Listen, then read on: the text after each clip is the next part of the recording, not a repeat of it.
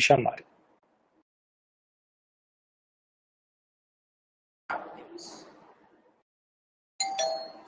Podemos começar?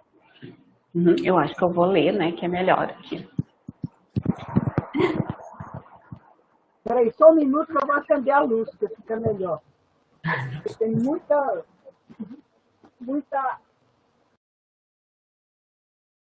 iluminação de um lado só. Agora acho que melhora. Porque daqui a pouco escurece aqui em São Paulo, sabe?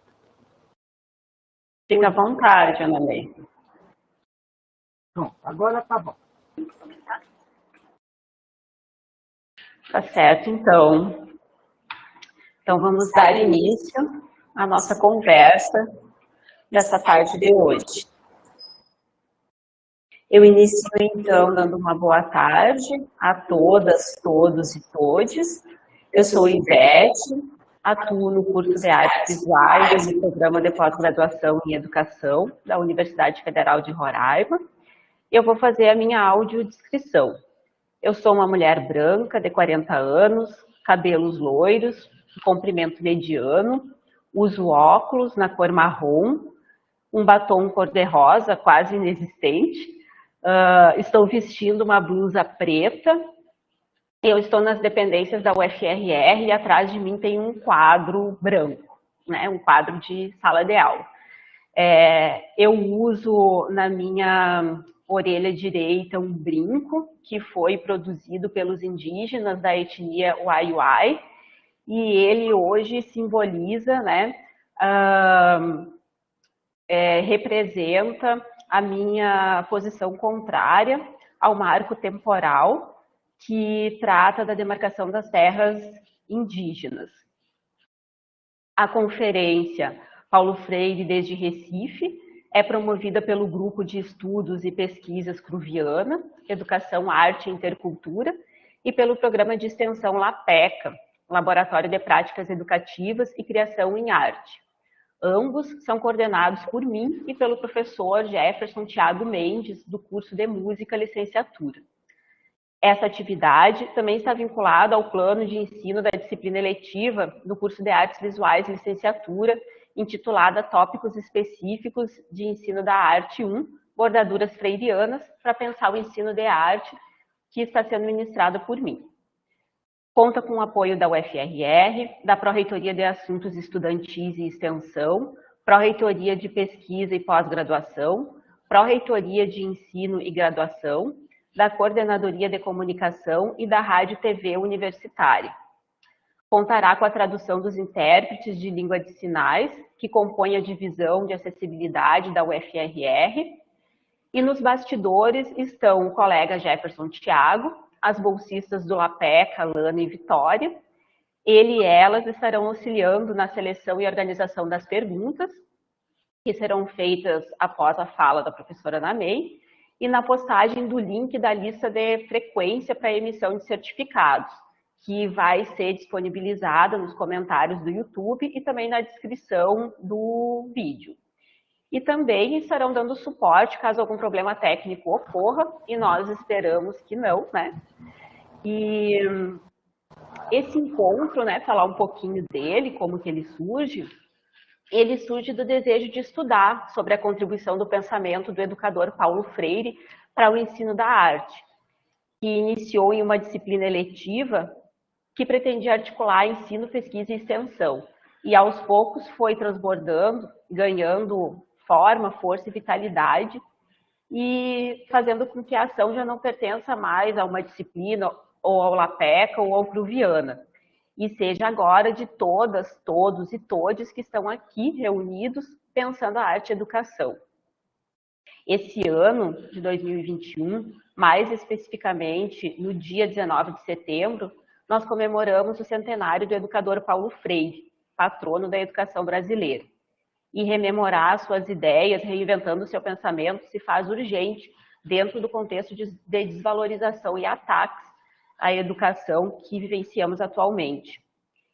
Como me disse a Ana May Barbosa, ao responder o convite que lhe enviei, e eu nem preciso mencionar a alegria que senti quando li a sua resposta, falar de Paulo Freire é um compromisso político. Então, estamos aqui hoje e vamos falar. E para dar as boas-vindas à nossa visitante, eu chamo o professor doutor José Geraldo Cianelli, magnífico reitor da Universidade Federal de Roraima. Boa tarde a todos e a todas. Meu nome é Geraldo Cianelli, estou na reitoria da universidade. Inicio minha fala descrevendo. Eu tenho uma altura de 1,80 m, 85 quilos, cabelos pretos, menos do que eu gostaria. Eu tenho a pele um pouco escura, bronzeada. Estou usando uma camisa azul, uma gravata azul. Atrás de mim conseguimos observar um quadro com 2 navios, de um artista muito querido, que é o meu tio, Danzal Mater, que infelizmente a Covid o levou. Queria aproveitar o momento para agradecer esse convite da professora Ivete, do professor Jefferson, parabenizar e cumprimentar o Rogério, que hoje nos auxilia na interpretação, e dar as boas-vindas à professora Ana. Professora Ana, é um prazer muito grande recebê-la, mesmo que virtualmente na nossa universidade, nos abrilhantar com essa importante palestra, com essa importante conferência, com um tema que nos faz pensar a respeito de Paulo Freire. É um trabalho que vem sendo desenvolvido pelo Programa de Extensão, o LAPECA, que é o Laboratório de Práticas Educativas e Criação em Arte. Eu queria apenas resumir a importância desse momento de hoje com uma frase do livro que me foi presenteado pela professora Ivete, pelo professor Jefferson e também pelo professor Vinícius, que são os organizadores, que tem na página 37 um artigo da senhora. E ele fala o seguinte: a luta histórica pelo fortalecimento do ensino de arte em nosso país tem aqui mais um capítulo. Então, hoje, não tenho dúvida que é mais um capítulo dessa história da construção da arte, da construção do ensino da nossa arte, da construção do nosso processo educativo. Então, muito obrigado, professora Ana, mais uma vez pela sua contribuição.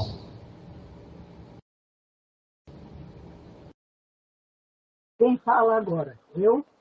Eu, Ana May. Vou fazer agora tenho a desafiadora tarefa de fazer a sua apresentação.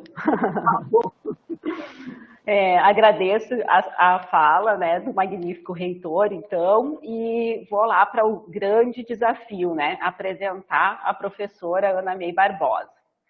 Vamos lá. Ela é graduada em Direito, mestre em Arte e Educação, doutora em Educação Humanística. Atualmente é professora titular aposentada da Universidade de São Paulo, é professora da Universidade Anhembi Morumbi e é uma das principais referências brasileiras em arte e educação, com reconhecimento no âmbito internacional.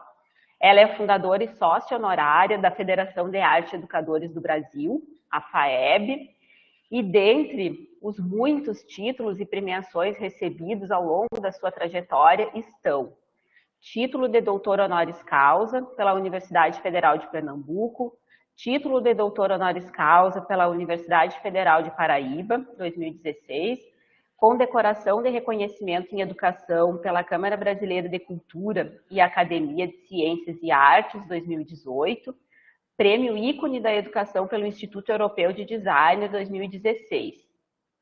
Ana May possui uma vasta publicação na área do ensino de arte, né, com livros e artigos, e dentre os quais nós destacamos alguns, que são A Imagem do Ensino da Arte, publicado em 1991 e revisado em 2009, Tópicos Utópicos, publicado em 1998, Redesenhando o Desenho, Educadores, Política e História, 2015. Essa obra deu a Ana May Barbosa o Prêmio Jabuti, em 2016, na categoria Educação e Pedagogia. E, mais recentemente, temos a obra Mulheres Não Devem Ficar em Silêncio, Arte, Design e Educação, publicado em 2019 e organizado juntamente com a Vitória Amaral. Ana May Barbosa foi aluna do Paulo Freire e então seguiu seus princípios para a construção das suas proposições para o ensino da arte.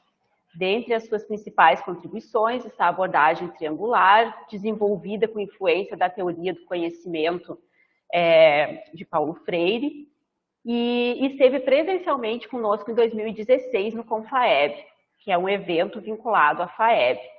E hoje retorna para conversar conosco sobre o ensino de arte, entrelaçando seus saberes com o pensamento do patrono da educação brasileira, Paulo Freire. Ana May, queria te dizer que ainda de forma virtual, é um prazer ter você aqui em Roraima novamente. E que a tua presença, já te falei, né? Mas ela nos enche muito de alegria e renova as nossas esperanças nas lutas diárias na educação e arte. A palavra agora é sua, né? E seja bem-vinda à terra de Macunaíma. Muito obrigada. Muito obrigada ao magnífico reitor José Geraldo.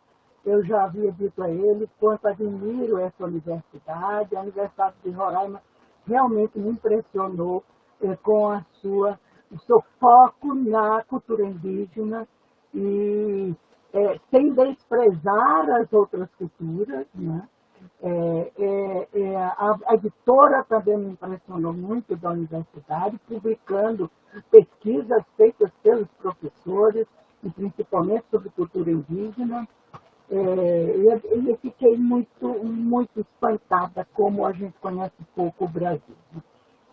Nós, de um lado, eu inclusive, sou do Nordeste, sou mais próxima, né? Mas, mesmo assim, o Norte e os fazeres das universidades no Norte eu conheço muito pouco e admiro muito a Universidade de Roraima. Quero agradecer muito a Ivete, que se tornou uma amiga, tenho enorme admiração pelo grupo. Eu já trabalhava algum tempo atrás com alguns professores, desde longa data a minha relação com a Universidade de Roraima. O professor Reginaldo, que há muito tempo se aposentou, foi uma das primeiras pessoas com que eu estabeleci uma relação nacional, né? Vinculada às escolinhas de arte. Ivete, muito obrigada pelo convite. E Jefferson, muito obrigada pelo convite. A todos vocês agradeço muitíssimo, professor José Geraldo também, né? Então, o convite para falar sobre Paulo Freire, para mim, é um prazer, uma obrigação afetiva e, como disse Ivete, uma obrigação política.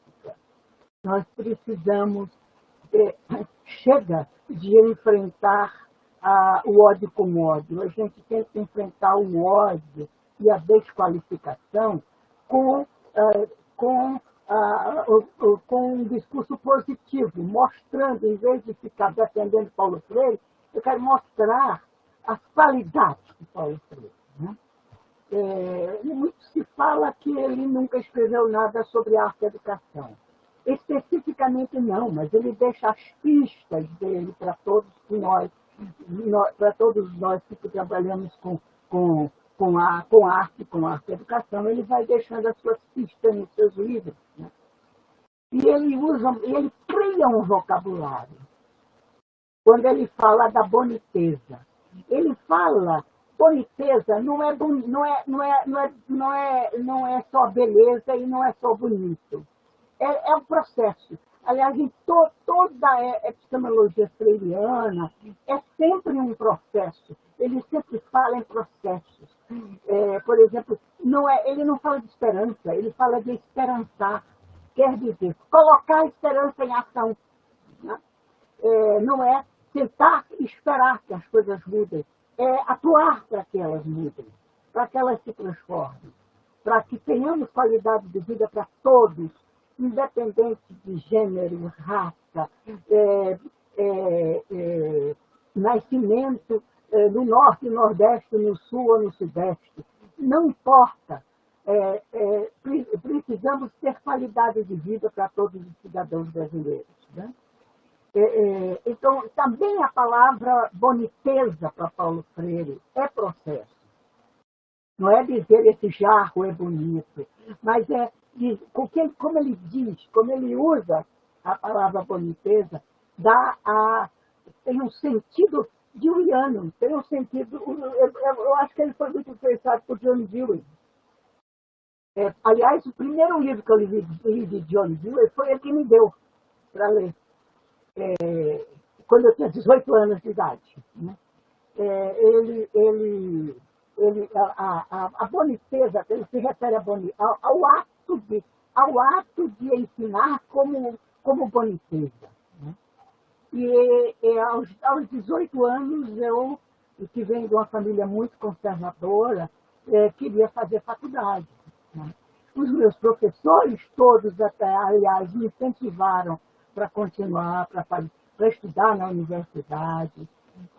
Eu tive professores assim, de ensino médio, excelentes, excepcionais professores, né?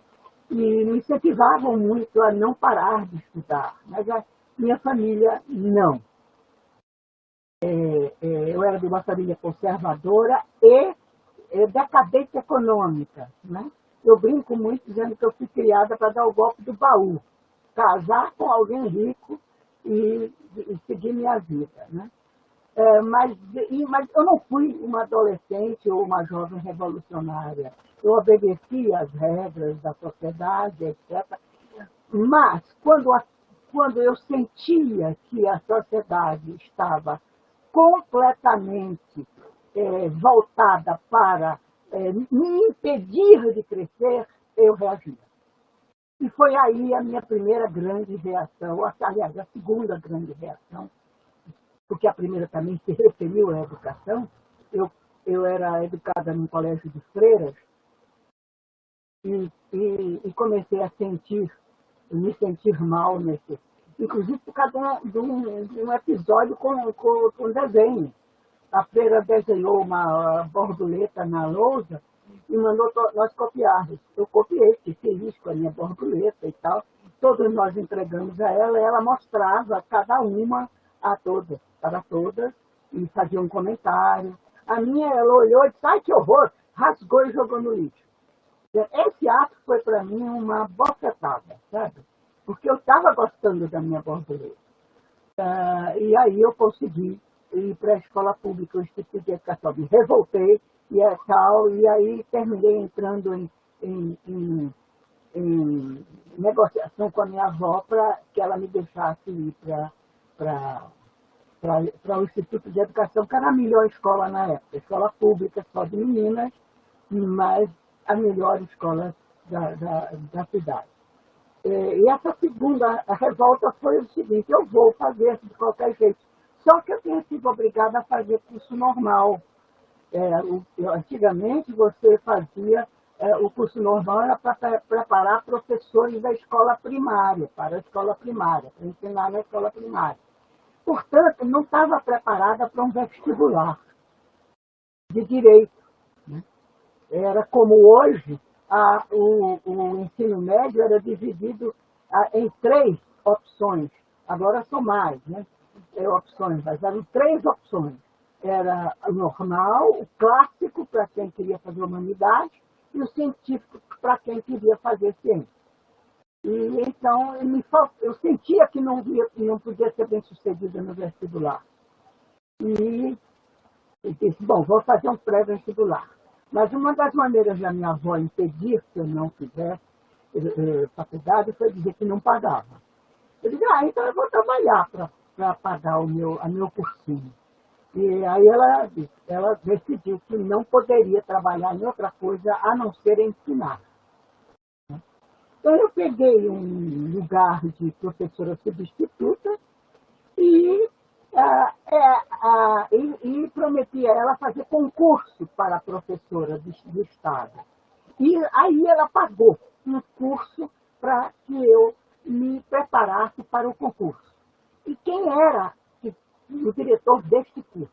Quem era a pessoa que estava dando aula para este curso? Paulo Freire e a mulher dele, Dona Elza. Tinham organizado um curso para preparar as professoras, as jovens normalistas, para fazer o concurso de professora da escola pública. Foi a primeira grande sorte da minha vida encontrar Paulo Freire aos 18 anos de idade. Ele já trabalhava no SESI, onde ele desenvolveu a sua pesquisa acerca da relação professor-aluno, acerca da importância de você ensinar, relacionando aquilo que você estava ensinando com o universo do aluno, o universo de conhecimento que o aluno traz para a escola, a vivência do aluno, o contexto do aluno. E a primeira coisa que ele fez foi que ele foi meu professor de português e de teoria da educação, nesse curso.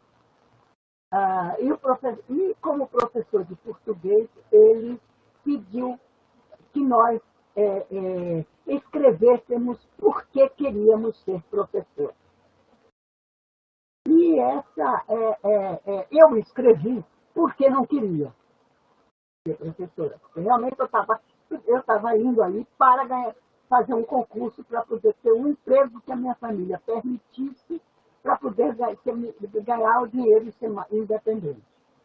E ele entregou de volta todas as redações para nós. No dia seguinte, ele comentava cada uma e eu não recebia a minha. E eu pensei, mas e a minha professora? Ele disse, você pode vir amanhã cedo para conversarmos? Eu fui. E em 3 horas de conversa, ele me mostrou que a educação podia ser esse projeto e esse processo de libertação que eu procurava. Que eu estava procurando na universidade. Indo para a universidade, era isso que eu procurava. E ele me convenceu que a educação não era o que eu tinha tido repressão mesmo. E que poderia, seria através da educação e da autoeducação que eu iria me libertar dessa repressão. Né? Em 3 horas, ele me convenceu que educação é uma porta aberta para nós trabalharmos um conhecimento de nós mesmos e dos outros ao nosso redor. Não é só uma instrução em disciplina. Né? Neste curso havia Noêmia Varela, uma minha professora querida de arte e educação. Imagina, esse curso foi em 1955. Eu esqueci de me descrever, peço desculpas a vocês que eu esqueci de me descrever. Eu sou velha, tenho 85 anos, cabelos completamente brancos.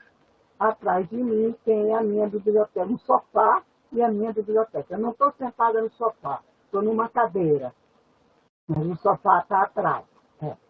Porque o sofá é onde, em geral, dormem meus amigos quando vêm a São Paulo. Então, desculpem eu só ter agora me descrito.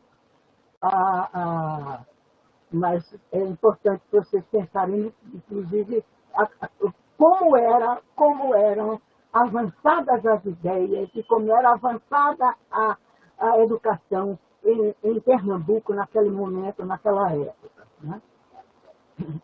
Eu nasci no Rio de Janeiro, mas eu sou pernambucana, porque você é de onde a sua cultura é feita.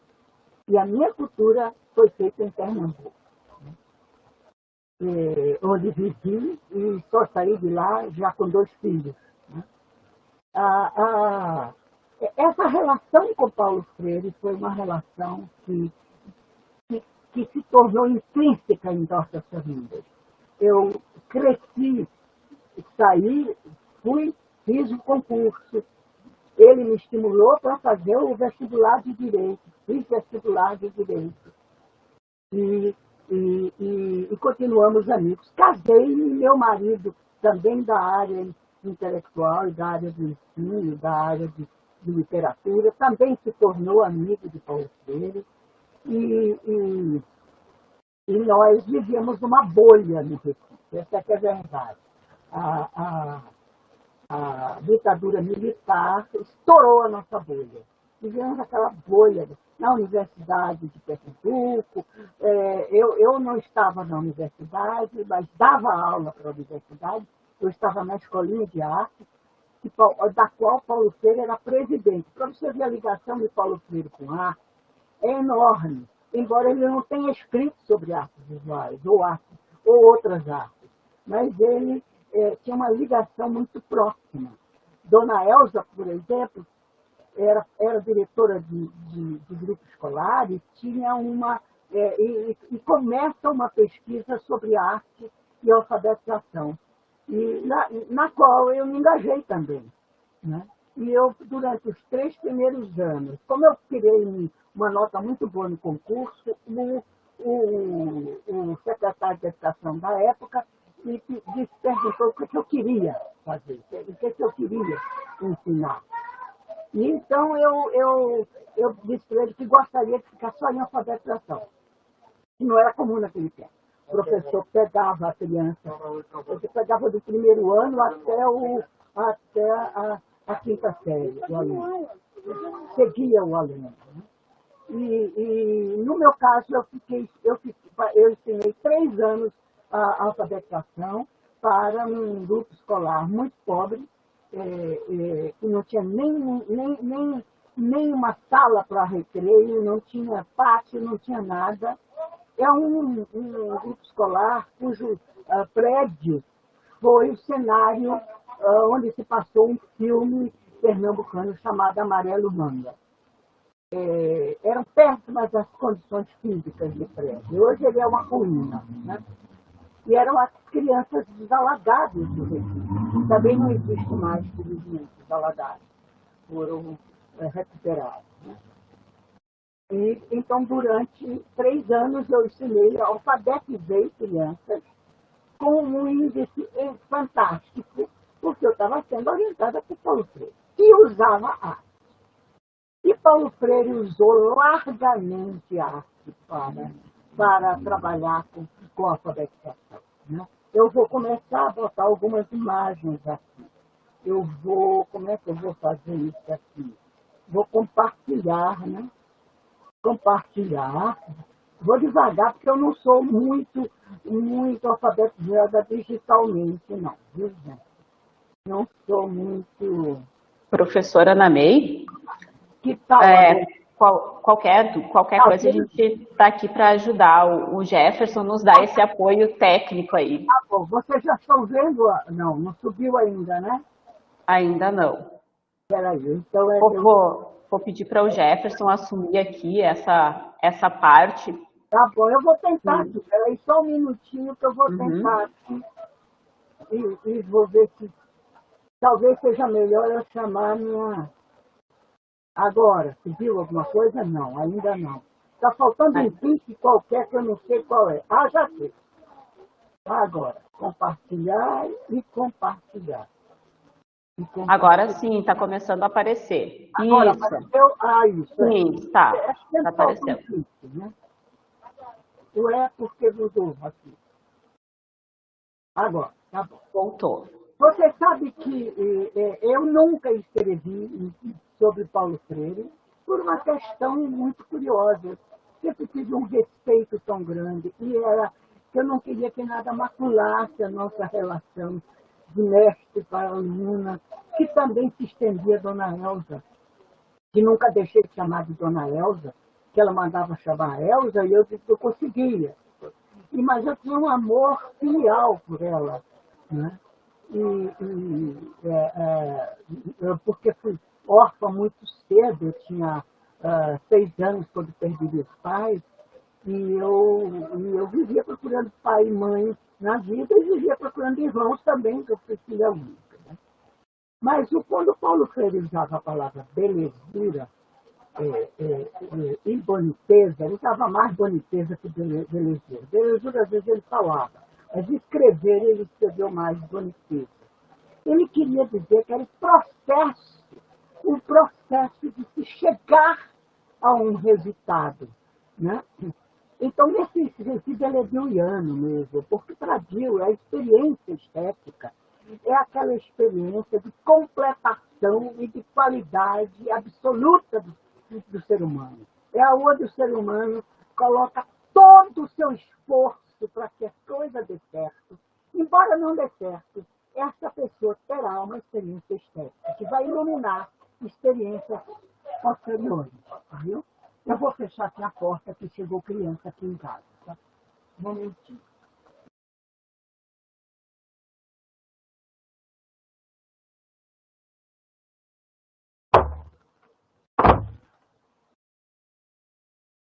Desculpe interromper, mas as crianças estão brincando. Por exemplo, se um médico vai tratar um paciente, ele coloca tudo que ele sabe, ele consulta os outros colegas, ele vai procurar ler novos textos acerca daquela doença. Ele se joga inteiramente, todo o seu saber, toda a sua percepção para dar o diagnóstico e tudo, e finalmente o paciente morre.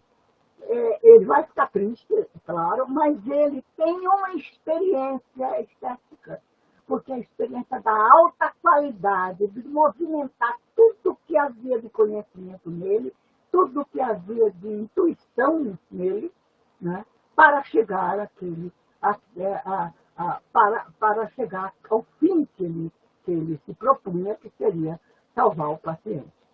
E essa experiência é uma experiência que vai eliminar outras experiências semelhantes. Né?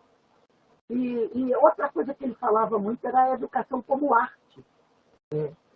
E eu sentia, eu me lembro muito bem de sentir essa coisa me tomando, essa sensação de prazer me tomando quando via pela primeira vez uma criança conseguir ler uma frase. E crianças pobres que não tinham jornal em casa, não tinham revista em casa, tinha página analfabeta, etc. Então, também, ele levava os alunos dele a sentirem também essa sensação de completude quando se empenhavam na relação ensino-aprendizagem. Né? Uma coisa muito interessante é que eu realmente volto a dizer que evitava citar Paulo Freire, evitava mostrar minha relação com Paulo Freire, porque eu não queria que se pensasse que eu estava querendo me afirmar através da amizade com Paulo Freire. Eu nunca disse, até esse ano, até o ano passado, eu nunca disse em escrito nenhum que a abordagem triangular era influenciada por Paulo Freire. Foi largamente influenciada por Paulo Freire. Porque eu não queria que se começasse a valorar a abordagem triangular, porque eu havia dito que era influenciada por Paulo Freire. Eu sempre respeitei enorme essa nossa relação, que se tornou uma relação de amizade familiar. Ele foi meu professor, eu fui professora de Madalena, a filha dele, uma pessoa que eu adoro. Depois, Madalena foi professora da minha filha, Ana Maia, e Ana Maia, minha filha, foi professora de Carolina, filha de Madalena. Isso é uma relação educacional incrível, né? Uma relação geracional. A abordagem triangular, vejam bem, não é disciplinar, não nomeio disciplina. Né? Eu venho trabalhando muito com o decolonialismo agora, e um dos grandes problemas do colonialismo secular no Brasil, do colonialismo até inconsciente, a gente é colonialista inconscientemente, que vem da Europa é bem melhor, que vem dos Estados Unidos também, e assim por diante. Nós queremos importar coisas, por exemplo, o governo andava falando em importar o sistema da Finlândia. Não era o sistema, o pior era isso, era importar currículo da Finlândia. Não adianta importar o currículo da Finlândia. Teria que importar o sistema, que é aula o dia inteiro para todo mundo, professores de cada... Não tem essa história de um professor dar aula de teatro, música, artes visuais, dança e o que vier na frente. Não tem essa estrutura. Cada professores que trabalham conjuntamente, interdisciplinarmente, mas eles são especializados. Né? Então não adianta, eu brinco, digo, precisava importar até o clima, né? O clima frio da Finlândia para poder ver se dava certo. Né? Mas são nomeados processos, o processo de fazer, o processo de ver, da leitura de imagens, a nomeação e leitura da imagem já é uma influência de Paulo Freire, que fala em ler o mundo, não fala só em ler texto, fala em ler o mundo, que diz que para alfabetizar, você precisa, em primeiro lugar, ler o mundo ao seu redor. E o contextualizar é totalmente freiriano. Veja bem, você não pode ensinar algo completamente fora da vida da criança, e do adolescente, e do adulto também. Você vê que ele, o famoso processo dele de alfabetização, com grupos de operários, começava com a palavra tijolo, escolhida por eles, alunos.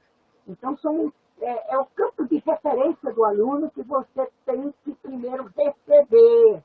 Você tem que abarcar o campo de conhecimento do seu aluno para você ir alargando esse campo de conhecimento, para você ir expandindo esse campo de conhecimento. Então, o contextualizar é a porta aberta para a interdisciplinaridade. Você pode ligar a imagem com a qual você está trabalhando, o desenho do aluno, com outras disciplinas. Você pode levá-los a ler o seu mundo social, fazer uma leitura de si e do outro. Né? E, curiosamente, ele foi a primeira pessoa a ler sobre a abordagem triangular, porque eu escrevi no livro A Imagem do Ensino da Arte, ao qual a Ivete se referiu, que é o primeiro livro que traz, que tenta explicar a abordagem triangular. Esse livro foi minha tese de livre docência na USP. A USP tem, além de mestrado, doutorado e professor titular, entre o doutorado e o professor titular, tem um outro concurso, que, aliás, é muito pesado, o de livre docência. Você tem que apresentar uma tese ou uma análise da sua produção e várias coisas, currículo, justificado, dar aula e etc. Eu demorei muito a fazer, inclusive, porque eu tinha enxaqueca. Eu dizia, meu Deus, se eu fizer... Era de uma semana, agora está um pouco melhor.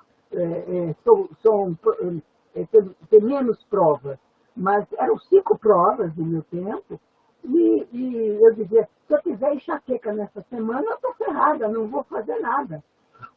E fui deixando, né? Mas ele foi meu examinador da minha livre docência. Então foi uma das pessoas primeiras. Não tem nenhuma citação dele. E foi linda a minha conversa com ele, porque ele se reconheceu na abordagem triangular. Ele reconheceu a influência. É uma influência pervasiva, né? Essa do Paulo Freire está na minha constituição, está na maneira como eu penso. Não está só nas leituras que eu fiz, está na maneira como eu penso. Inclusive no meio do direito, do curso de Direito. O curso de Direito foi uma das piores experiências educacionais que eu tive. Extremamente marxista era a Faculdade de Direito do Recife. Imagina que a minha turma era 200 homens e 8 mulheres. E teve no meio do curso, no terceiro ano, eu disse, eu não vou fazer mais isso. Eu já estava na escolinha de arte, trabalhando com Dona Norinha, Varela, e eu sabia que não era direito que eu queria. E aí fui conversar com ele. Ele disse, não, Mananê, você faça direito. Ele havia feito direito também, né? Faça porque direito é uma capacidade hermenêutica que você pode aplicar qualquer coisa que você venha a fazer. A qualquer área que você venha a fazer. E na minha livre docência ele me lembrou disso. Eu tinha esquecido até da minha crise no meio do curso de direito. E ele lembrou, você lembra que eu te disse para não deixar direito, porque dá uma capacidade hermenêutica? Você está usando a hermenêutica no ensino da arte, porque realmente a imagem do ensino da arte é o primeiro livro que leva a imagem da arte para a sala de aula. O modernismo no ensino da arte evitava o contato da criança com as imagens da arte, porque tinham medo de conspurcar a virgindade expressiva da criança. Tinha medo que a criança quisesse copiar a imagem. Né? Então se impedia, não se levava a imagem da arte para a sala de aula. Alguns professores usavam, tem algumas experiências, inclusive uma no Rio Grande do Norte, de quando os pais ficavam, as crianças esperavam que os pais pegá-las na escolinha, mostravam, faziam uma especial de história da arte. Mas uma história da arte completamente separada daquilo que eles estavam fazendo. A abordagem estrangular interliga, fazer a leitura da imagem feita por outros e o contextualizar. Quando eu falo de leitura de imagem, eu falo também não só da leitura da obra de arte, mas da leitura de qualquer imagem. Né? E está cada vez mais importante você aprender a ler imagem, porque as imagens estão dominando os processos de ensino-aprendizagem. Então, aprender a ler imagem é absolutamente fundamental. Né? Então, eu tive a honra e glória de que este livro, que é o meu livro mais vendido, mais citado, foi um livro que passou pelo crivo de Paulo Freire. Entendeu? Foi examinado por ele e ele se reconheceu, e eu adorei esse reconhecimento dele. Conversei com ele sobre isso, sobre a minha trava em citá-lo,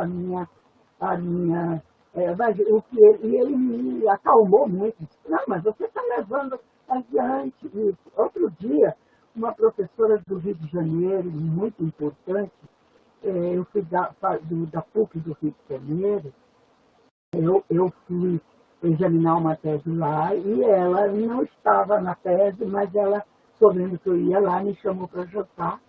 E ela me disse, sabe por que eu podia lhe conhecer? Porque eu fui pesquisar nos arquivos do Conselho de Igrejas, onde ele trabalhou em Geneve, né, na Suíça, pesquisar a correspondência de Paulo Freire, e tem uma cópia de uma carta que ele enviou para uma pessoa que estava fazendo uma consulta sobre arte e educação a ele.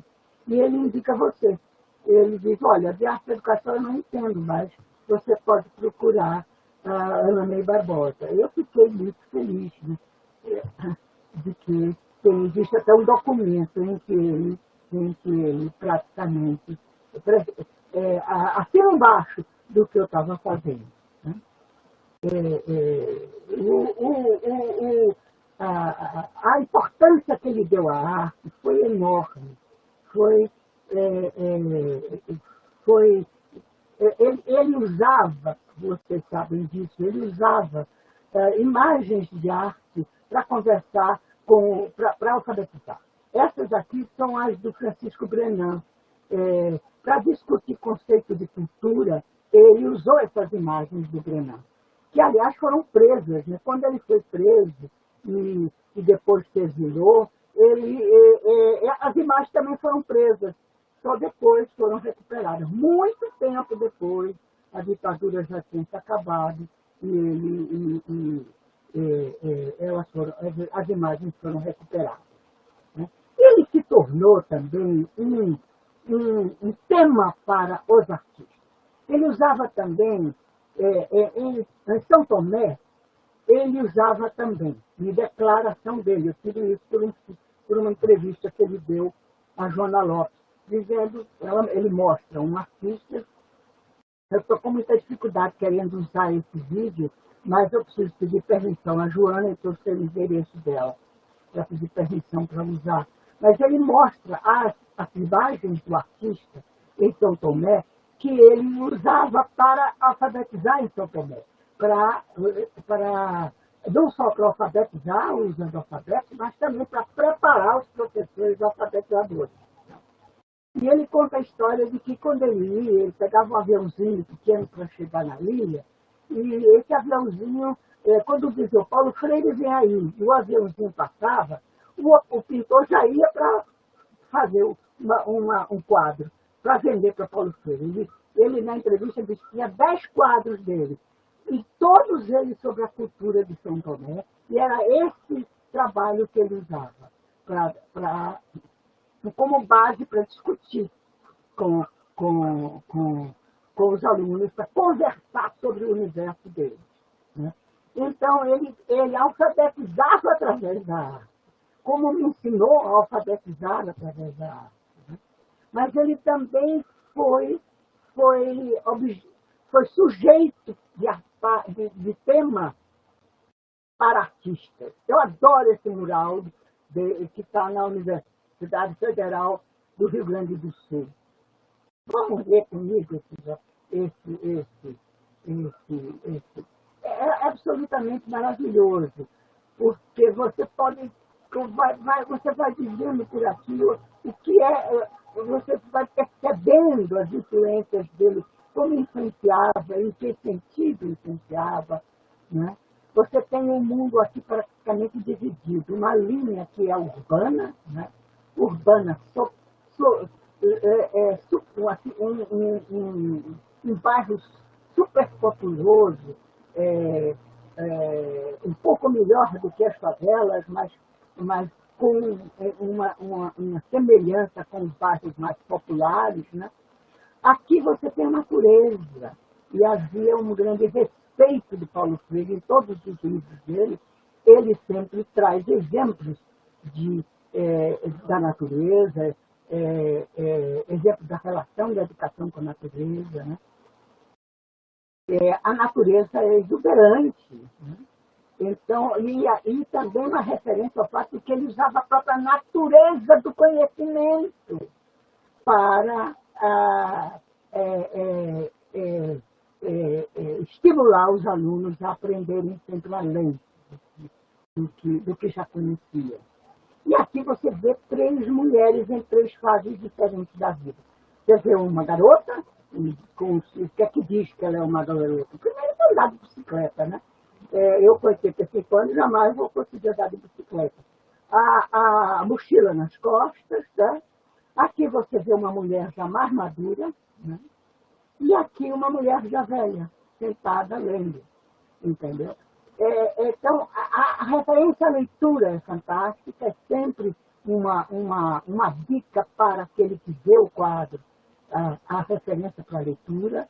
E aqui você tem um pássaro, que tem pode ter várias conotações. Não sei que conotação. Como é que vocês interpretariam esse pássaro aí? Né? Vocês botem a imaginação. O que é que vocês interpretariam esse pássaro? E o olhar dele para o pássaro. Quer dizer, há uma simbiose entre ele e o pássaro através do olhar. Né? E o pássaro abarca tudo. Né? Para mim, por exemplo, que palavra vocês usariam para definir esse pássaro? Eu usaria liberdade. Né? A leitura dá uma liberdade àquele que sabe ler. Né? Liberdade de interpretar o mundo. Senão ele fica sujeito à interpretação dos outros. Né? Essa outra também eu gosto muito também. Essa outra. Você tem, segue mais ou menos o mesmo sentido. Essa aqui do poder. Aqui você tem um poder. Já não é só a vida urbana. É o poder. Né? Brasília, o poder. Mas o poder só existe porque ele é alimentado. E alimentado mesmo pelo mundo rural, que produz alimentos, um trabalhador rural. Aqui a mulher com a enxada. Aqui está a enxada. Né? e um livro na mão, né, para estudar. Né? Aqui você tem a criança, aqui você tem os 3 instrumentos que o pintor achou que seriam os instrumentos que Paulo Freire usa. Né? O livro, A Pedagogia do Oprimido, o respeito ao trabalho dele, da enxada, e a abertura para o brincar, o prazer, se divertir, o se ver no mundo. Né? Então você tem as três grandes forças da educação. Né?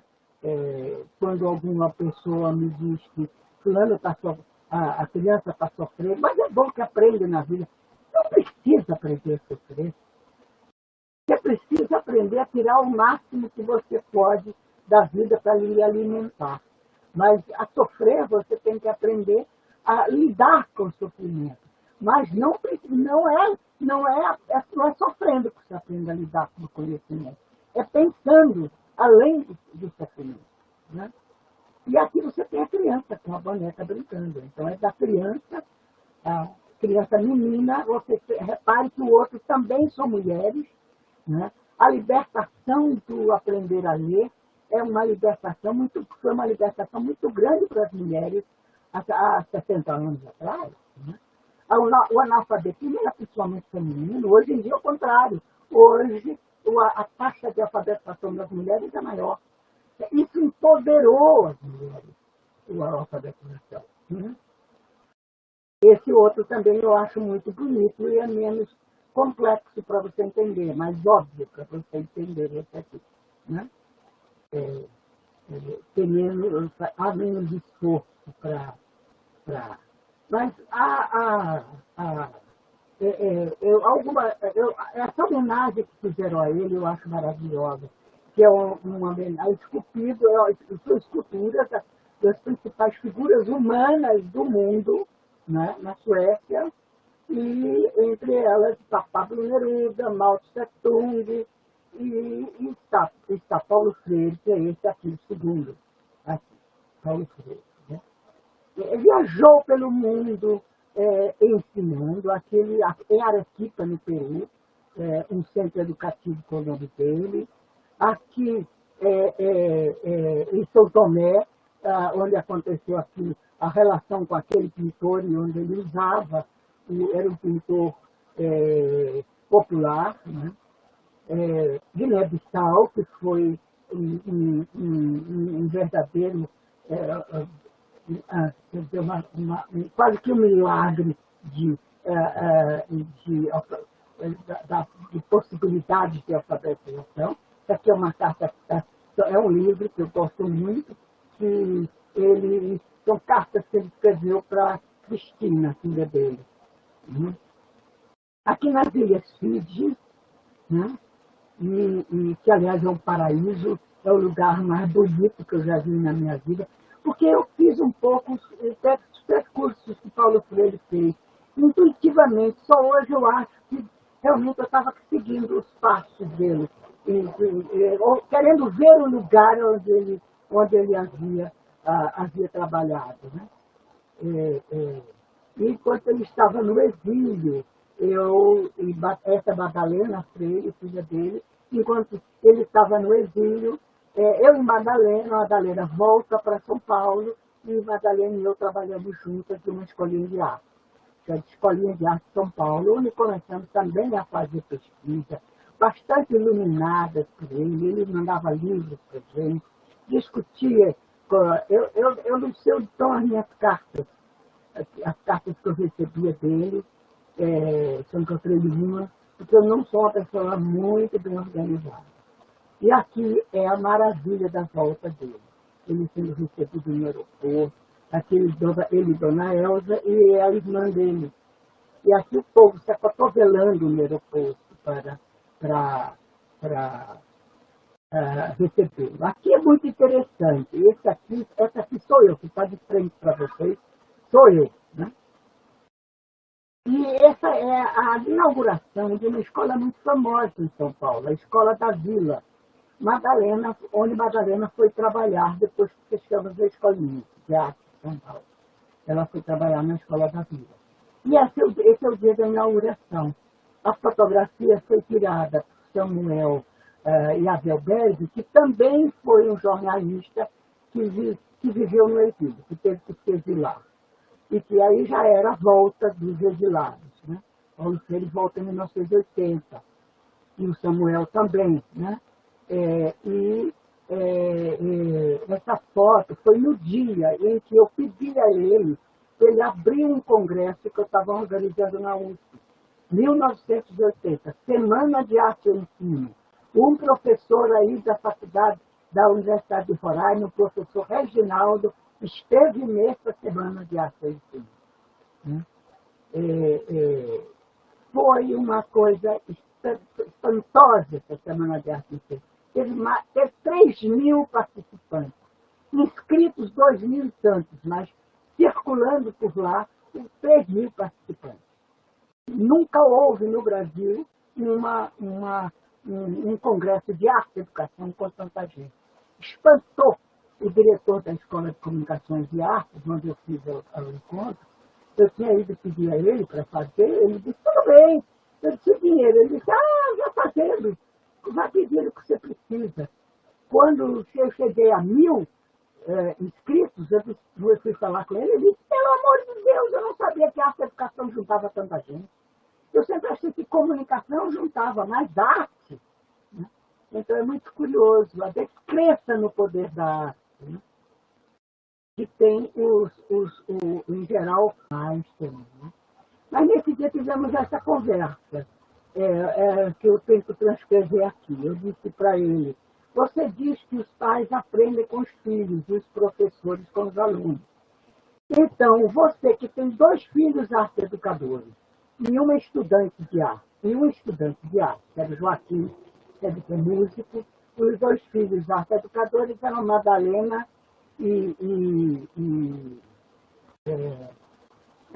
esqueci o nome dela agora, eu tenho mais. As 2 filhas arte-educadoras. O que aprendeu com eles sobre arte-educação? Era a minha pergunta. Você vai falar sobre isso na Semana de Arte e Ensino, vai abrir a Semana de Arte e Ensino.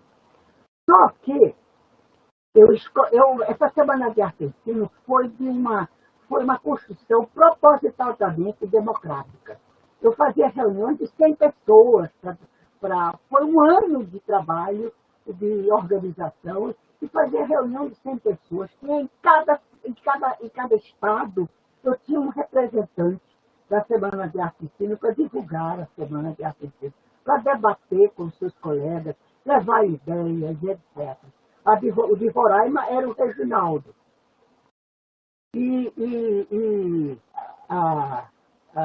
Foi muito curioso, que até o título ele deixou alguém dar por ele, o poeta Haroldo de Campos. Eu um dia conversando com o Haroldo, contei para ele que ia chamá-lo, agora eu queria chamar Paulo Freire, e contando que eu, inclusive, estava escondendo a ida de Paulo Freire para esse congresso. Porque, novamente, ele não queria que se pensasse que eu estava usando Paulo Freire para atrair pessoas. Entendeu? Então, eu escondi até o último dia. Ninguém sabia. Só 4 ou 5 pessoas ao redor de mim quem iria fazer a abertura. Porque a organização foi totalmente democrática. Com uma condição. Eu propus logo, eu vou escolher quem vai abrir. Eu só escolho quem vai abrir o congresso. Todas as outras pessoas escolheremos juntos e etc. E assim foi no dia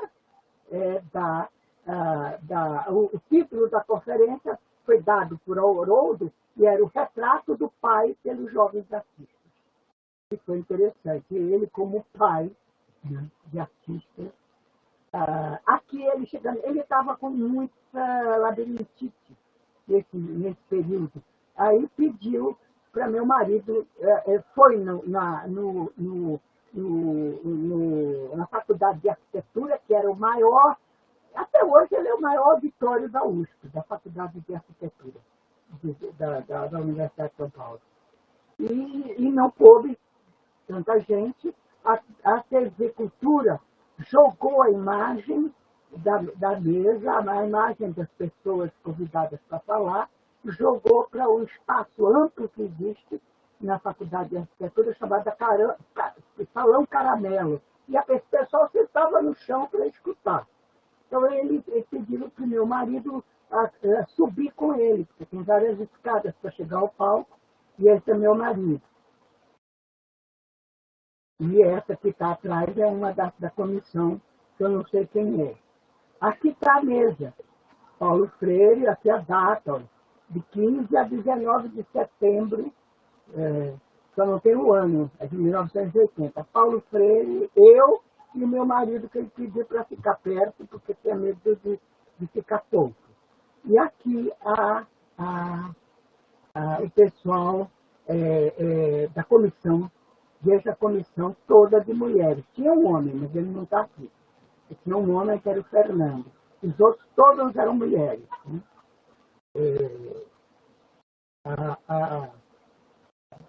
Depois eu também colaborei com ele, eu trabalhei estreitamente com ele, quando depois ele vai ser secretário de Educação da Erundina, né? Que tem alguns momentos dele juntos. Ana May. Diga, 40 minutos. Já passou um pouquinho, mas eu não consegui lhe interromper porque a conversa estava muito boa. Tá bom. Então, deixa eu vou 5 minutos e eu acabo. Aqui, eu acho uma coisa importantíssima para vocês saberem. Uma comprovação fotográfica de que este homem não falava só. Ele ia e agia nos lugares mais difíceis de si. Aqui ele está no lixão do Recife. Um ano antes da morte dele, ele morreu em 1996, com o educador popular Antônio Denilson Rodrigues, visitando o lixão e conversando com ele sobre o trabalho comunitário que ele fazia ali no lixão. Então, um ano antes de morrer. Entendeu? E eu agora quero terminar, quer dizer, minha homenagem a Paulo Freire e ao seu pensamento descolonizador. Não significa ser contra a Europa, contra os Estados Unidos. Influência é alguma coisa absolutamente natural, mas a gente escolhe a influência. Eu escolho as minhas influências. Né? O problema do colonialismo educacional é quando vem de cima, vem do governo como essa BNCC agora, é o governo que impõe uma estrutura educacional para o país inteiro, e no caso da BNCC, manipulado pelo sistema privado. São fundações privadas, bancos e etc., que terminaram impondo ao Brasil um tipo de educação onde se menospreza a arte. Por que se menospreza a arte? Tiraram da BNCC a contextualização. Por quê? Porque querem tirar tudo aquilo que leva a pensar, que leva você a ver ao seu redor. A pandemia foi um terrível instrumento para a gente ler a nossa sociedade, ver as desigualdades, os absurdos de você não poder fazer nem sequer um isolamento daqueles que adoeciam, né? Porque você não tem casa, depois não tem o que comer. Então, essa desigualdade terrível que nós somos obrigados a ver no Brasil, foi descortinada, descarnada. Né? E é isso que os poderes capitalistas não querem que a gente veja. Não querem que a gente se conscientize, entendeu? E escolhem alguns super-homens ou super-mulheres inteligentes e os preparam para serem instrumentos do capitalismo, defenderem o capitalismo através do qual só eles ganham, e a educação pública quer reduzir a escrever, ler e contar e obedecer. Essa que é a história. Né? Essa história de empreendedorismo é o seguinte, querem se livrar da obrigação de dar emprego para a população. E aí, ao lado do empreendedorismo, vem o quê? Vem a resiliência, que é o seguinte, você vai trabalhar por você mesmo. E se fracassar, fica quieto, aguenta firme, não reclama. Porque isso é a resiliência dele. E resiliência é isso, é povo conformado. Povo formatado e conformado. Então, eu quero só terminar aqui, estou terminando, com um trabalho que eu achei muito bonito, da universidade, vocês vão ver aqui qual é a universidade. Carta dos professores a Paulo Freire, da Universidade do Paraná.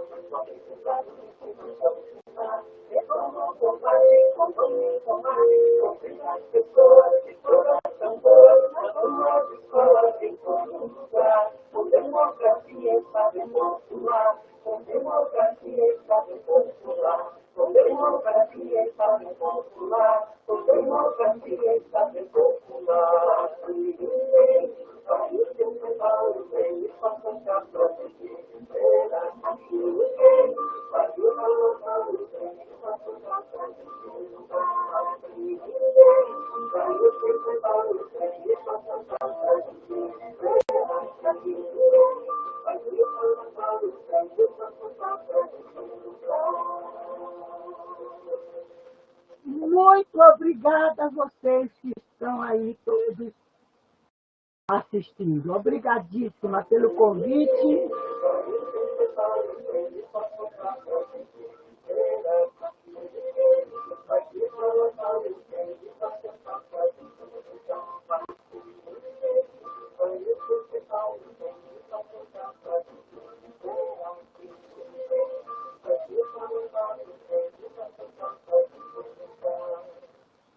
Muito obrigada, minha gente. A gente que te agradece imensamente, Ana May, a tua disponibilidade para a conversa. E a gente não vai esquecer Paulo Freire, não. Não, é verdade. E o nosso trabalho... A ver vocês, eu não estou conseguindo. Oi? Querendo voltar a ver vocês, eu não estou conseguindo. Agora, voltou. Tá. Deu? Está ouvindo? Estamos, tudo certo. Você está nos ouvindo bem? Eu estou ouvindo, mas você está Tá. me ouvindo? Sim. Estava falando, Ana May, que nós não vamos esquecer o Paulo Freire, não. E o nosso trabalho é fazer com que ele adentre as escolas brasileiras e não saia mais, né? A gente precisa levar ele até as nossas escolas. Ana May, nós tivemos mais de 150 pessoas participando aqui do nosso encontro e pessoas das várias regiões brasileiras, que eu não vou me arriscar a falar todas para não correr o risco de esquecer alguma, né? Mas, assim, foram muitas. eu queria ler para ti alguns comentários que a gente teve e depois te fazer uma pergunta, pode ser? Pode ser. Então tá. Vamos aos comentários. A Carla Martins fala: quanta honra poder ouvir uma das referências que tive durante a graduação. A professora Pétira Santos, que foi coordenadora aqui do Polo Arte em Roraima, ela comenta: professora Ana May, no campo do conhecimento, a interpretação é de fundamental importância no processo ensino-aprendizagem, levando esses saberes do cotidiano do mundo artístico e explorando. A Nélia Fonseca, comenta: amo ouvir a professora Ana May. Quantas histórias. Nélia é de Belém, né? Isso, ela não colocou aqui, Ana May. A Nadir Rodrigues fala: parabéns pelo excelente trabalho. Paraíso é ver o seu relato, Ana May. Josilane Conceição comenta: que privilégio prestigiar Ana May Barbosa. A Eneila, de Manaus. De Manaus. Isso.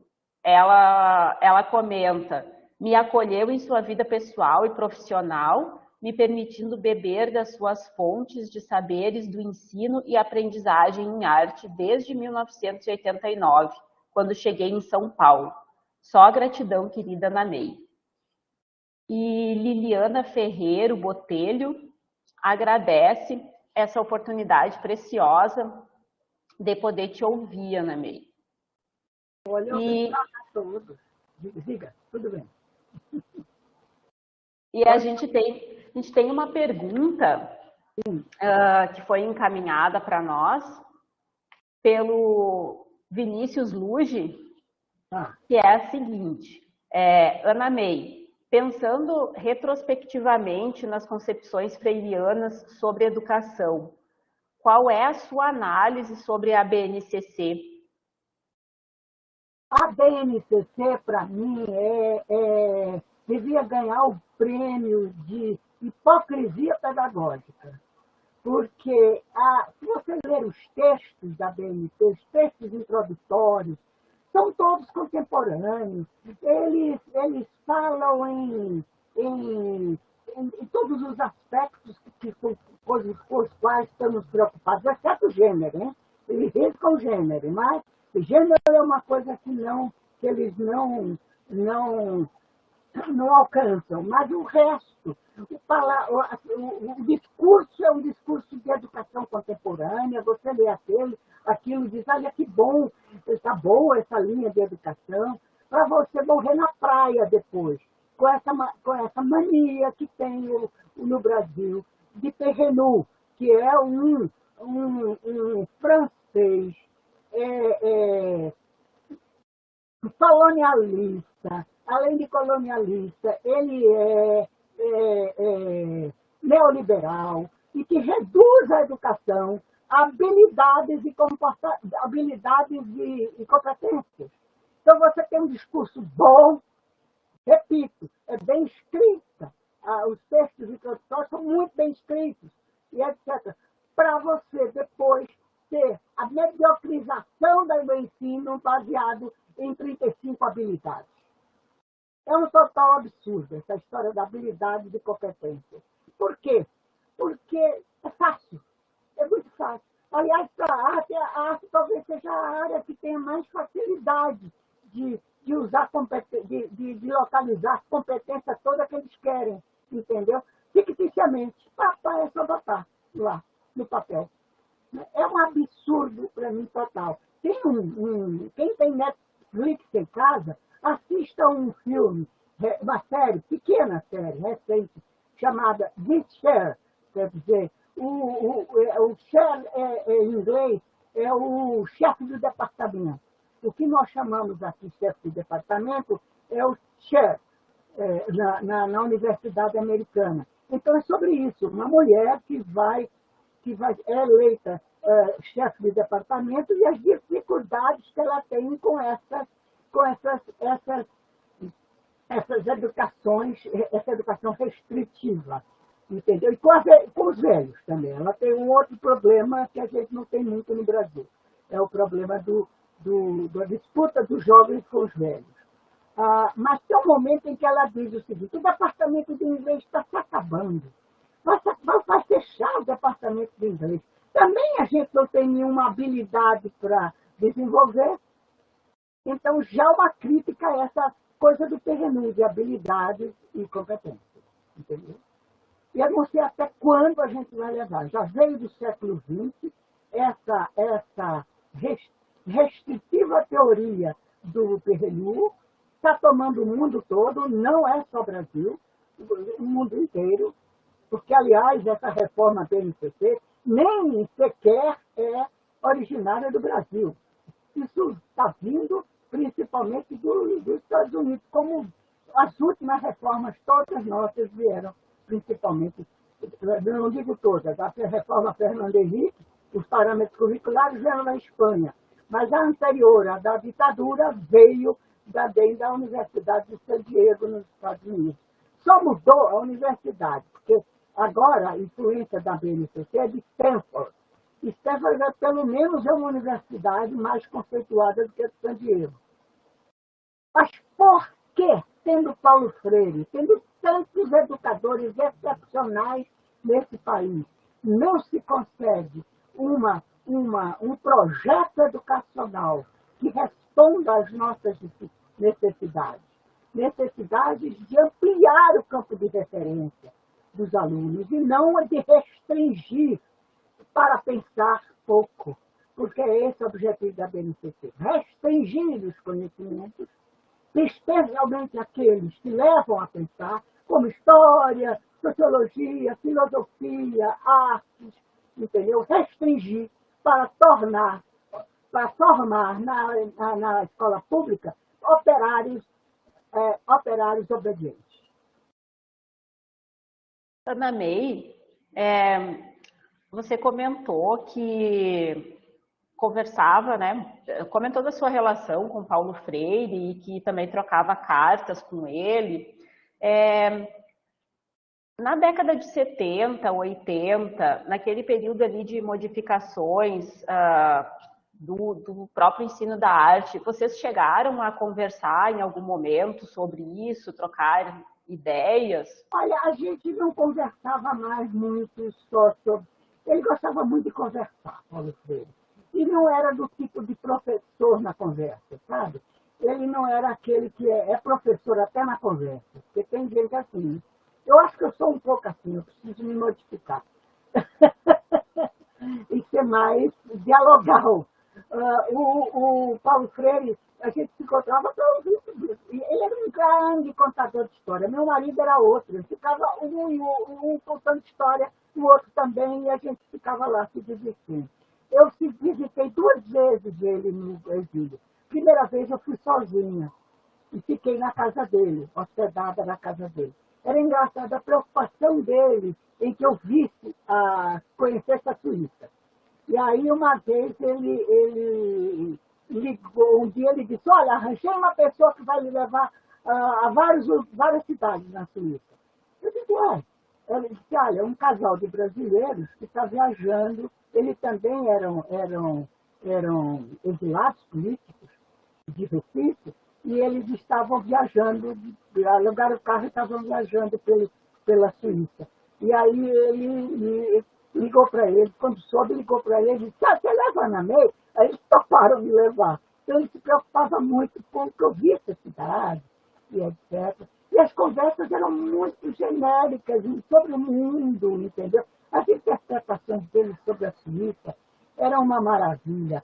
E um dia eu comecei a sentir frio, era inverno. Eu digo: acho que não tem aquecimento dele. Não, ele tem aquecimento. Era daqueles aquecimentos que você não controla o aquecimento. Ou desliga ou liga, e o aquecimento tem sempre a mesma temperatura. Aí ele disse o seguinte: sabe o que é? Não dá para desligar, mas aí o que eu faço é abrir um pouco a janela. Porque uma das coisas melhores dessa terra é o frio. Então, era até do ponto de vista do clima, ele era contextualista. Estava na Geneve, era para ficar frio, não era para ficar suando dentro de casa e a neve do lado de fora. Então, era muito genérico. Nós nunca discutimos assim. A única conversa mais centrada em arte e educação que eu tive com ele foi sobre o meu livro A Imagem no Centro da Arte. Daí, realmente, a gente ele discutiu coisa por coisa e tal. E não recomendou mudar nada, absolutamente nada. Mas era uma conversa que envolvia a vida, né? Era a vida. Estava batendo papo ali. Ele era muito, muito conversador. Eu fiquei curiosa sobre essa conversa aí das sugestões do Paulo Freire sobre a imagem do ensino da arte, Ana May. Ele nem fez sugestão, ele analisou algumas coisas, entendeu? A contextualização, ele vibrou, ele dizia para mim, você tem que continuar aí a pesquisa sobre contextualização, que eu não continuei, né? Porque eu achei que eu ia deixar para que os arte-educadores fizessem uma recepção disso e análise disso. Então, eu tenho me valido muito da análise dos outros que estão escrevendo sobre a abordagem circular. Há muitos textos bons, teses muito boas sobre a abordagem circular. Então, eu nunca fiz que eu devia fazer, nunca fiz uma síntese de todas essas abordagens, né?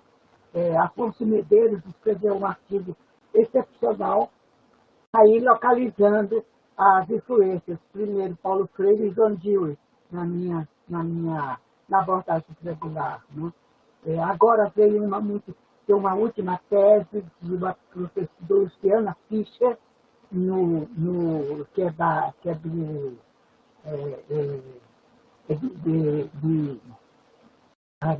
de Luciana.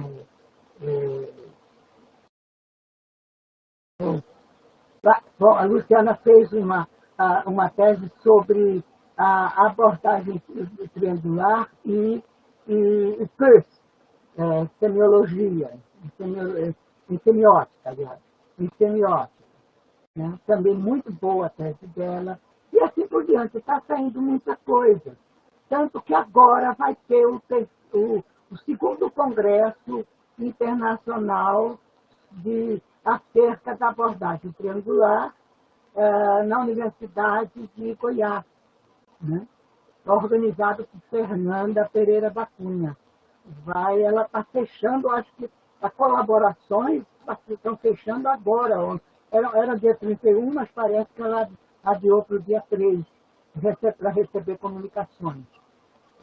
Procure Fernanda Pereira da Cunha, e ela está em Facebook, eu acho, tal, que vocês encontram essa. E vou ver se chega a vocês, Ivete, vou mandar para vocês o endereço do congresso, que é para vocês participarem como ouvintes também, para você avisar para os seus alunos. Porque a gente quer analisar agora, o abordagem circular tem 30 anos, queremos analisar. Eu e Fernanda fizemos um livro quando a abordagem tinha 20 anos. E foi muito interessante, porque a origem desse livro foi curiosa. Eu me decepcionei para pouco com a universidade, com a abordagem criminal nos primeiros anos, porque confundiram a releitura com cópia. Eu fiquei encucadíssima. Eu dizia, eu vou ser responsável pelo retorno da arte-educação para o tempo da cópia. Estou apavorada. Passei uns 10 anos sem falar. Até que tinha um congresso na Espanha. E na Espanha, um dos keynotes, ele falou que se a abordagem triangular tivesse sido sistematizada, não tivesse sido sistematizada por uma brasileira, ela estaria correndo o mundo. Eu digo, o que esse cara viu e que eu não estou vendo, entendeu? E aí, Fernanda, quando eu contei isso a Fernanda disse, vamos pesquisar o que estão dizendo sobre a abordagem triangular. Aí fomos pesquisar, achamos muita coisa boa. Hoje eu acho que está completamente apagada essa ideia de releitura como cópia. E eu já não uso mais a palavra releitura para não confundir ninguém, sabe? Eu uso interpretação gráfica, ou qualquer coisa, interpretação plástica, qualquer coisa, mas não uso a palavra releitura. Eu tirei na 7ª edição do livro a palavra releitura, para não confundir as pessoas. Né? E agora a gente está querendo, estou vendo que tem muita tese a respeito, então estamos querendo agora fazer esse mapeamento, como está sendo usada agora, 30 anos depois. Porque ela é muito aberta à interpretação de cada professor. Cada professor faz a sua metodologia. Né? E a gente quer ver aonde essa abertura está dando. Está dando em coisas muito diferenciadas, o que eu acho bom. Né? Muita gente não aceita a leitura e prefere usar a apreciação. Eu prefiro leitura, mas você tem direito, professor, de até nomear como você acha que é mais eficiente para o seu meio, para o seu grupo, para o seu aluno, para você mesmo. Entendeu? Então, estamos aí nesse ponto. Né, é o momento de tentarmos avaliar um pouco o que houve nesses 10 anos, nesses últimos 10 anos, e, portanto, 30 anos depois das primeiras experiências com a abordagem feminina. Manda para mim sim, Ana May, que vai ser um prazer divulgar e participar também. A abordagem triangular, ela possibilita, né, essa aproximação com os contextos, né, com as diferentes realidades e também com a construção de metodologias que a cada dia tem sido mais retirada esse direito do professor, né, dele construir as suas próprias metodologias de ensino, né. Sabe que está sendo usada também a abordagem para pesquisa. Tem gente começando a usar para pesquisa. Quer dizer, o fazer é óbvio, é a tua pesquisa, é o teu escrever, né? É o fazer. Mas a partir de leituras e de contexto. Colocar essas leituras no contexto. E o seu fazer no contexto. Interessante para as práticas de pesquisa em arte e em educação. Em educação. Na MEI, conforme o nosso combinado, a gente já está no nosso horário. Então, eu queria te convidar. A conversa tá boa, eu por mim ficava muito mais tempo e falava muito mais, porque eu sou faladora, viu? Mas a gente tem um combinado, né? Então eu gostaria de te pedir, né, te convidar para tu fazer as tuas palavras de encerramento, então, desse encontro. Olha, inclusive neste convocar vocês ao Congresso, que a Fernanda está organizando, porque ela está fazendo uma pergunta nesse congresso. Como nós todos, arte educadores e professores de outras áreas, que reconheçam a contribuição das artes na educação, como nós podemos atuar para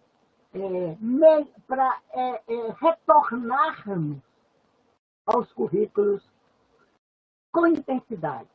Como nós podemos nos fazer valer?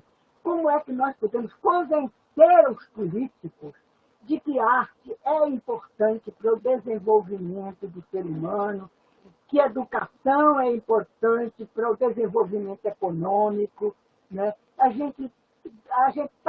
Educação submetida à economia é sinônimo de fracasso. Nós devemos estar junto com a economia, tentando nos desenvolver. Né? Então, a pergunta da Fernanda, eu não sei muito bem qual é, praticamente é isso. Como podemos juntar juntos pelo reconhecimento da arte, da importância da arte na educação? Estamos numa fase crítica. Tivemos em 96 um momento muito crítico, que queriam retirar a arte do currículo. Não retiraram, os arte educadores batalharam e fomos felizes em convencer os políticos. E agora, o que a gente faz para que essa BNCC não mate a arte na escola? Para que a gente reverbere na escola, para que a gente tenha uma participação maior, não seja só a cereja do bolo, né? Como o professor dá aula de literatura e mostrar uma obra de arte. Isso não é ensino de arte. Ensino de arte tem que levar ao fazer, tem que levar a ler, a ter uma iconografia. Iconografia para as artes é a mesma que a bibliografia para a escrita, entendeu? A iconografia para o fazer é a mesma que a bibliografia para escrever. Não se diz que é importante ler para escrever, é importante ler as obras de arte para poder fazer arte. E a contextualização é fundamental para você saber por que está fazendo e por que foi feito. Né? Então, eu tenho um lema, que seria o seguinte: o ensino da arte tem que ser aprofundado verticalmente e tem que conversar com as outras disciplinas horizontalmente. Né? Então, é muito importante nas artes o fazer, o ver fazendo e o fazer junto. São 3 momentos muito importantes.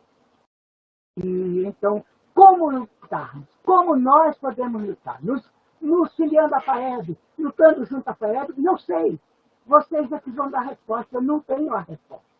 O que, nos juntando em congresso, escrevendo, a Fernanda tem um objetivo de, no fim, escrever, fazer uma carta que seja curta, porque também ninguém tem muita paciência de ler os manifestos, etc., uma carta para o ministro de Educação, sei lá para quem, não sei nem para quem ainda.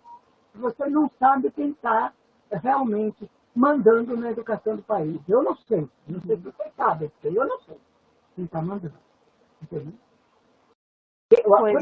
Você se me perguntasse, eu diria o capitalismo que está mandando, mas isso não é resposta. O capitalismo não recebe cartas. Então, a gente precisa achar até o interlocutor para isso. Entendeu? Então, o meu recado é isso. Vamos tratar de nos juntarmos. Eu sei que teve um momento bem fraccionado de cultura visual, um grupo de cultura visual querendo desmanchar a arte e a educação. Esse momento passou. Está na hora de nos juntarmos. É muito importante a cultura visual também. Não só a arte, mas a cultura visual, porque ela se impregna no nosso cérebro. E muitas vezes você, quando vai é obrigado a tomar uma resolução de imediato, você inconscientemente retira do seu cérebro a solução que você nem sabe que tinha, nem sabe que absorveu através de imagem. Entendeu?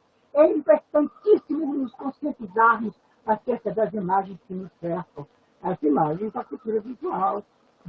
Então, acho isso muito, muito sério, muito importante. Nós precisamos novamente voltar a nos unirmos e tentar convencer que somos indispensáveis ao desenvolvimento do ser humano.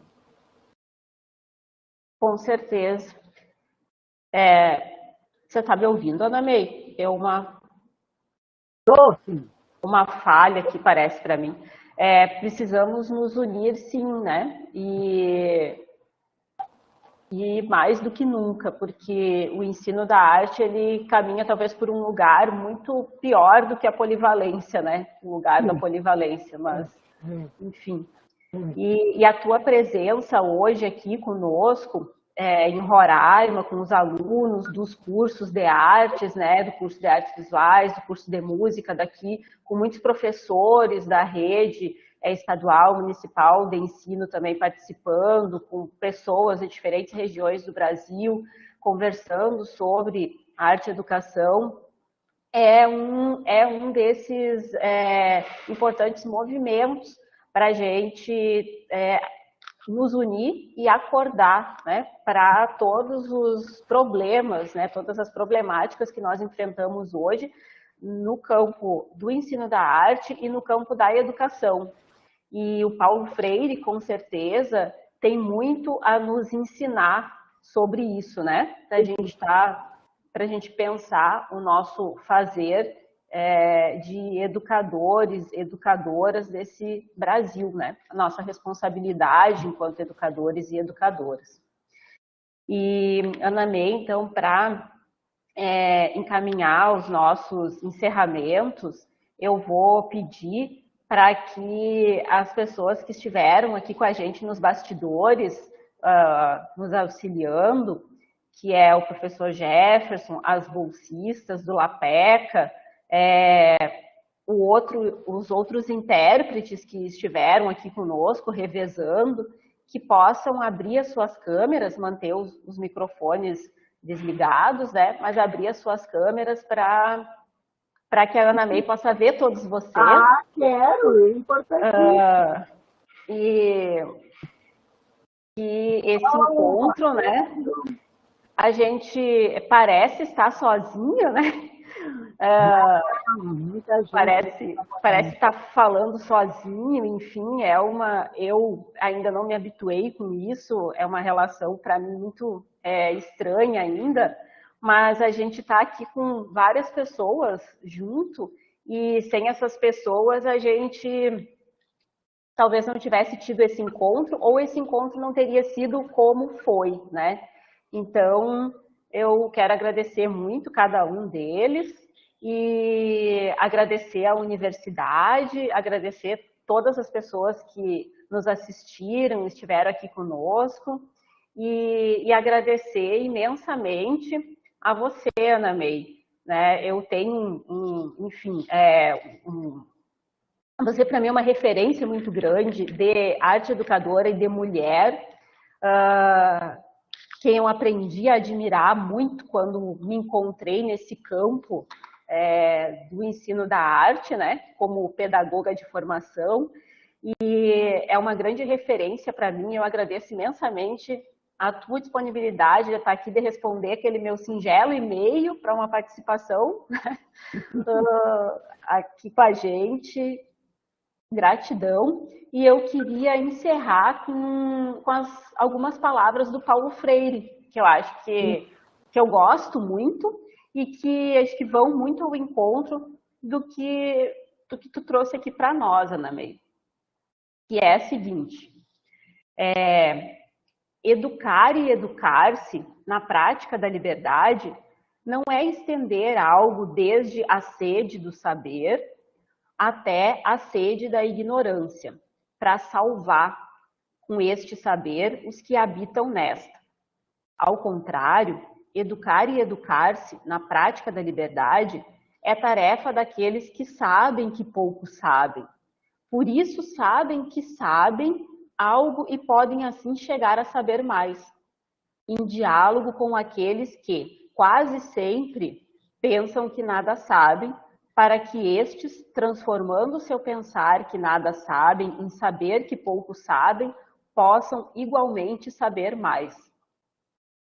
Ótimo, Lisete. Eu também te agradeço muito. Agradeço aos que mandaram mensagem, alguns amigos, outros que eu ainda não conheço, mas que gostaria de ter como amigos. Agradeço as perguntas. E grande abraço para você, para Vinícius, Jefferson. Obrigada, João, também, e Rogério.